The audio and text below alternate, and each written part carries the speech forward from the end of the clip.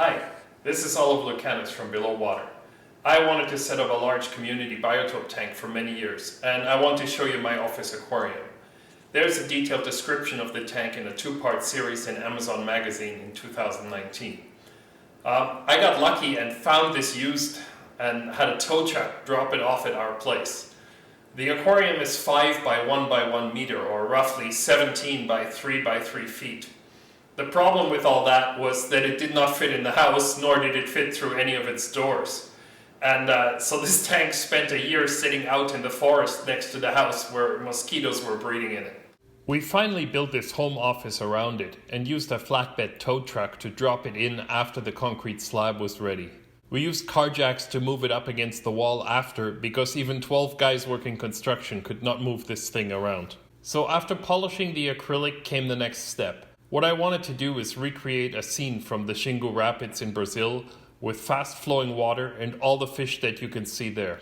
The hardest part of this was bringing in rocks from a local quarry here in Quebec.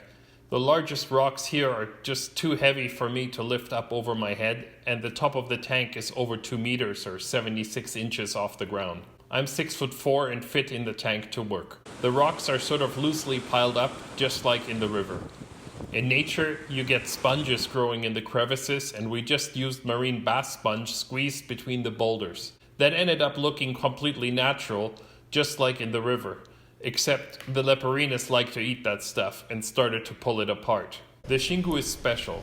To me, it is the most beautiful habitat in South America. The river is shallow, warm, and clear, and has many fish that have specialized for life in the rapids. In the rapids, the current transports away the sand and exposes the boulders and bedrock, so that is what we've tried to do here.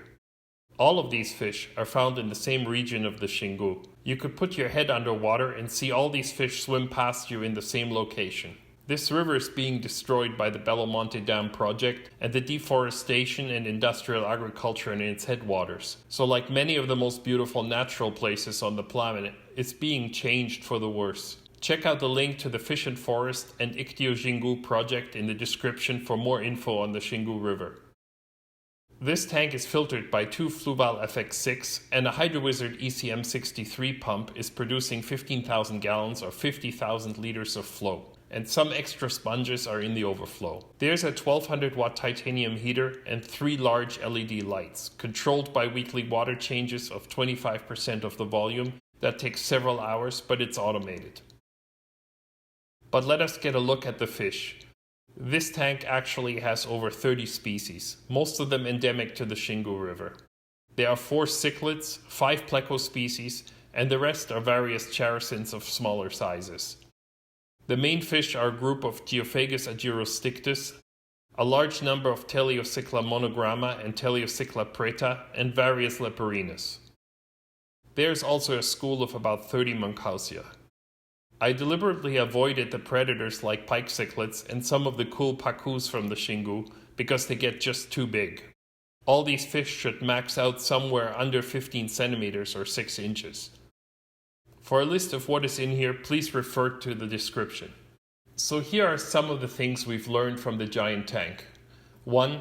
The water is crazy stable. The whole ecosystem of this aquarium works well, especially in winter when it gets some hours of direct sunlight, but there's almost no algae.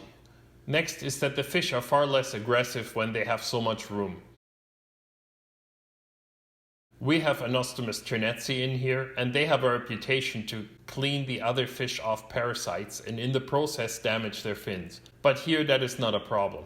Same for the aggression in the Teleocycla and the Geophagus, as well as the Bricon species blacktail. Also, with this much current, the fish use up a lot more energy, so they remain slender and elegant, and don't get fat like in other aquariums. Finally, with this many opportunists, the slow fish see less food than what you would want.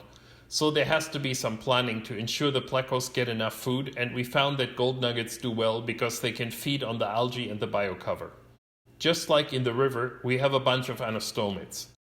The 2 leporinas are Leporinus multimaculatus and the true Leporinus maculatus. They add color and they don't get too large and they're always active.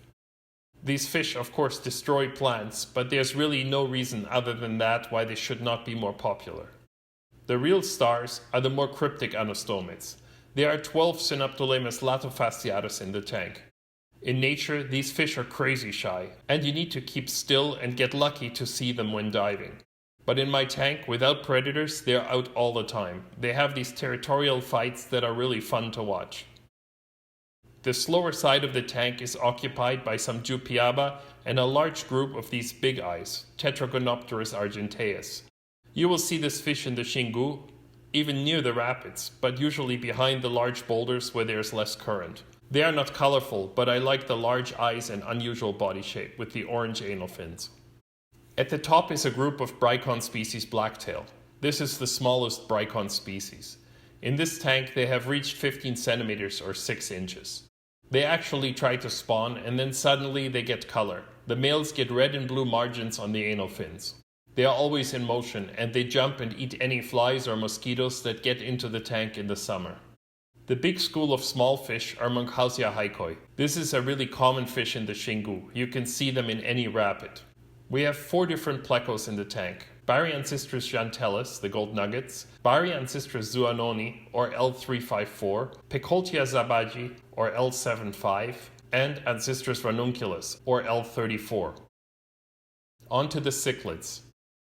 There are 12 Teleocycla monogramma in here, and they get into some serious scraps over territory, but in such a big tank that all works out well in the end. They will start to breed soon. Some females are starting to show their orange bellies. Just like in nature, they tunnel under all the rocks and make their cave systems. There are also 10 Teleocycla preta in here. These will get much bigger than any other Teleocycla, and I'm not quite sure how that will work out when they mature. For now they are 2 inches or so, and it is still a functional group. When they get adults at 5 inches, I expect there will be some problems, and we may have to find a way to remove a few of them. Chrobia xinguensis does not occur in the rapids. It's found more in small creeks and floodplains along the river. But this species is one of the most threatened cichlid species, and it is already extinct in much of its natural range. I also like the orange color and calm behavior, so I have this pair in here. The centerpiece are Geophagus agyrostictus, which is my favorite of the Geophagus species. But it's also one of the meanest, because they live in rapids and are quite territorial. The group of 8 is no problem in this huge aquarium, and you can see they are just starting to get color. With this much current, they also keep their nice slender body shape.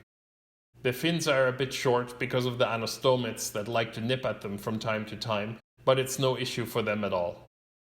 We also have a follow-up video coming with a camera in the giant tank.